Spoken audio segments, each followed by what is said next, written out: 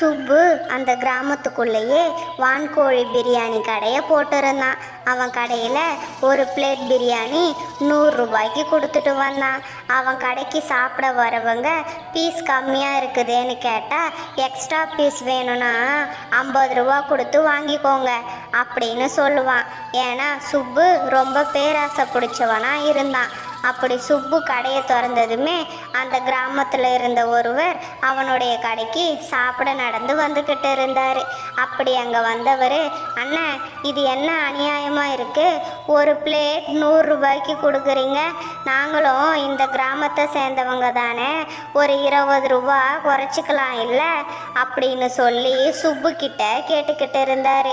அதுக்கு சுப்பு, இங்கே பாருப்பா, நீயும் இந்த கிராமத்தில் தான் இருக்க, அதுக்காகலாம் விலையை குறைக்க முடியாது, ஒரு பிளேட் 100 ரூபா தான், 2 பீஸ் தான் வச்சு கொடுப்பேன், உனக்கு எக்ஸ்ட்ரா பீஸ் வேணும்னா அதுக்கு நீ 50 ரூபா அதிகமாக கொடுக்கணும் அப்படின்னாரு.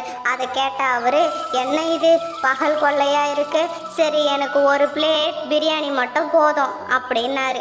அப்படி சுப்பு அவனுக்கு ஒரு பிளேட்டில் வான்கோழி பிரியாணியும் 2 பீஸையும் போட்டு கொடுத்தான். அங்கே ஒரு பெரியவர் வந்தார். தம்பி, எனக்கு ஒரு பிளேட் வான்கோழி பிரியாணி கொடுப்பா, அப்படியே 50 ரூபாய்க்கு எக்ஸ்ட்ரா பீஸையும் கொடு, 2 பீஸ் பத்தவே மாட்டேன்னுதுப்பா, காலையிலேயே ரொம்ப பசியாக இருக்குது, சீக்கிரம் கொடு அப்படின்னு சொல்லி கேட்டார். அதுக்கு சுப்பு, ஐயா முதல்ல நீங்கள் வந்திருக்க கூடாதா, உங்களுக்கு முன்னாடி ஒருத்தன் வந்தான், கேள்வியாக கேட்டு என்னை சாகடிச்சிட்டான், முன்னாடியே நீங்கள் வந்திருந்தா என் கடை இன்னைக்கு அமோகமாக போயிருக்கும் அப்படின்னு சொன்னான் சுப்பு. அப்படி சுப்பு அந்த கிராமத்திலேயே வான்கோழி பிரியாணி கடையை போட்டதுனால அவனுடைய வியாபாரம் ரொம்ப நல்லாவே போய்கிட்டு இருந்தது. அந்த கிராமத்து மக்களும் அவன் சொல்கிறத எல்லாத்தையும் நம்பி அவன்கிட்டயே வான்கோழி பிரியாணியை வாங்கி சாப்பிட்டுக்கிட்டு இருந்தாங்க. அப்படி சுப்புவோடைய பேராசை நாளுக்கு நாள் அதிகமாகிக்கிட்டே போச்சு. பிரியாணியோடைய விலையை அதிகமாக வச்சு வைக்கிறது மட்டும் இல்லாமல் அதில் வர பீஸையும் தனியாக எடுத்து அதுக்கும் தனியாக பணத்தை வாங்கிக்கிட்டு இருந்தான். ரொம்பவும் பேராசை பிடிச்சவன். அப்படி அவன் கடையை மூடிட்டு திரும்பவும் தான் வீட்டுக்கு வந்தான். ரொம்ப சோர்வாக இருக்கேன்னு கட்டிலில் வந்து உக்காஞ்சான். சுப்பு வீட்டுக்கு வந்ததை பார்த்துட்டு கமலா நடந்து அங்கே வந்தா.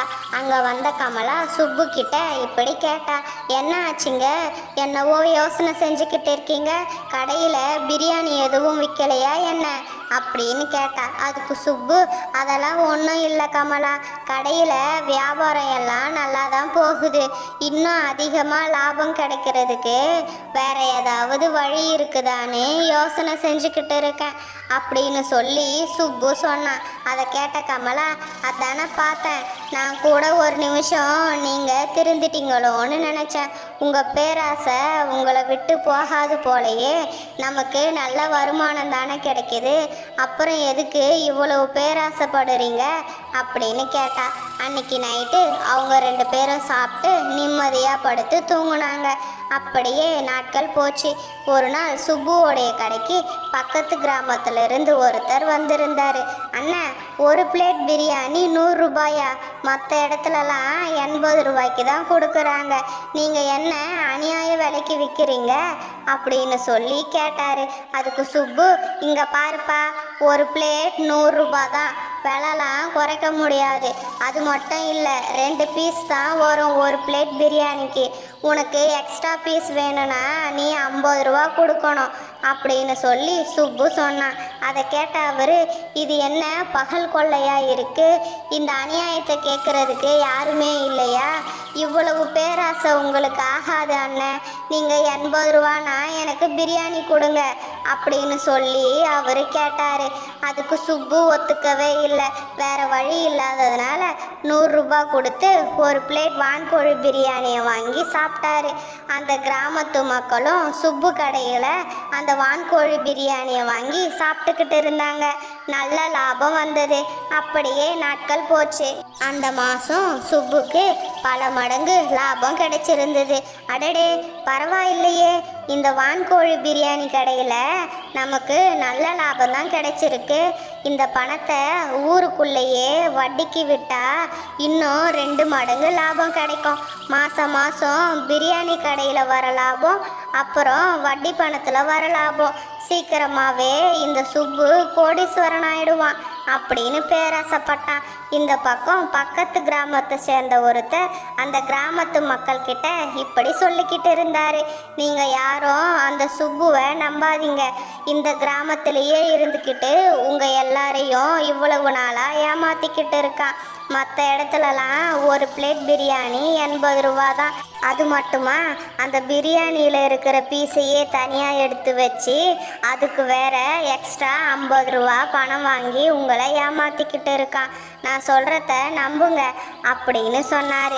அதுக்கு அங்கிருந்த ஒருத்தர், இங்கே பாருப்பா, சுப்பு அண்ணன் இந்த கிராமத்தை சேர்ந்தவர். அவர் எதுக்காக எங்களை ஏமாற்ற போகிறாரு? நீ சொல்கிறத எல்லாத்தையும் நம்பி சுப்பு அண்ணனை நாங்கள் சந்தேகப்பட முடியாது. அவர் எதுக்காக சொந்த கிராமத்து மக்களையே ஏமாற்ற போகிறாரு? அவர் ஒன்றும் அப்படிப்பட்டவர் கிடையாது அப்படின்னு சொன்னாங்க. அதுக்கு பக்கத்து கிராமத்தை சேர்ந்தவர், உங்களுக்கு சந்தேகமாக இருந்தால் நீங்கள் என் கூட அவருடைய கடைக்கு வாங்க, நான் அவர் வாயாலேயே எல்லா உண்மையும் சொல்ல வைக்கிறேன். நீங்கள் ஒளிஞ்சு நின்று என்ன நடக்குதுன்னு பாருங்க அப்படின்னு சொன்னார். இந்த பக்கம் சுப்பு எப்பவும் போல அந்த கிராமத்தில் வான்கோழி பிரியாணி கடையை திறந்துருந்தான். அந்த கிராமத்து மக்களும் அவன்கிட்ட வந்து அந்த வான்கோழி பிரியாணியை வாங்கி சாப்பிட்டுக்கிட்டு இருந்தாங்க. அவனுடைய வியாபாரம் நல்லபடியாக போச்சு. பக்கத்து கிராமத்தில் இருந்து அவர் சுப்புவோடைய கடைக்கு வந்திருந்தார். அவங்க எல்லாரும் ஒளிஞ்சிருந்தாங்க. அண்ணன், இன்னமும் ஒரு பிளேட் பிரியாணி 100 ரூபா தானா? 80 ரூபாய்க்கு கொடுக்கலாம் இல்லை அப்படின்னு சொல்லி கேட்டார். அதுக்கு சுப்பு, இங்கே பாருப்பா, என்னால் விலையெல்லாம் கம்மி பண்ண முடியாது. ஒரு பிளேட் 100 ரூபா தான். எக்ஸ்ட்ரா பீஸ்க்கு 50 ரூபா வாங்குவேன். உனக்கு விருப்பம் இருந்தால் சாப்பிடு, இல்லைனா இடத்த விட்டு காலி பண்ணு அப்படின்னு சொல்லி சுப்பு துமிரா பேசினான். அதுக்கு அவர், அப்படியா, நான் இப்போவே போய் போலீஸை இங்கே கூட்டிகிட்டு வரேன், என்ன நடக்குதுன்னு பாருங்க அப்படின்னா. அதுக்கு சுப்பு பயந்து போய், இதுக்கு எதுக்குப்பா போலீஸ் எல்லாம் கூப்பிட்டுக்கிட்டு இருக்க? இப்போ உனக்கு என்ன, ஒரு பிளேட் 80 ரூபாய்க்கே கொடுக்குறேன், எக்ஸ்ட்ரா பீஸுக்கும் நீ காசு கொடுக்க வேணாம். இந்த விஷயம் கிராமத்து மக்களுக்கு தெரியக்கூடாது அப்படின்னு சொன்னான். அது மட்டும் இல்லை, நீ எப்போ வேணாலும் நம்ம கடையில் வந்து பணம் கொடுக்காமலே சாப்பிட்டுக்கலாம் அப்படின்னு சொன்னான் சுப்பு. கிராமத்து மக்கள் அங்கே வந்ததை பார்த்துட்டு, என்ன இது, எல்லாரும் ஒன்றா வந்திருக்கீங்க அப்படின்னு எதுவும் தெரியாதவன் போல கேட்டான். அதுக்கு அந்த கிராமத்து மக்கள், போதும் நிறுத்துங்க சுப்பு அண்ணன், இவ்வளவு நாளாக உங்களை நம்பி நாங்கள் ஏமாந்தது போதும்.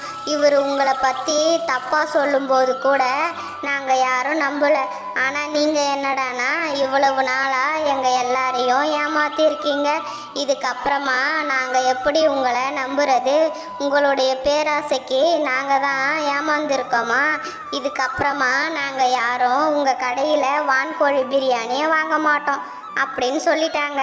அப்போதான் சுப்புக்கு புரிஞ்சுது இந்த நிலைமைக்கு காரணம் அவனுடைய பேராசை அப்படின்னு. ரொம்பவும் வருத்தப்பட்டான். இந்த கதை உங்களுக்கு பிடிச்சிருந்தா மறக்காமல் நம்மளுடைய சேனலை சப்ஸ்கிரைப் பண்ணுங்கள். இந்த வீடியோவை லைக் பண்ணுங்கள், ஷேர் பண்ணுங்கள். இன்னொரு வீடியோவில் பார்க்கலாம். பாய் நண்பர்களே.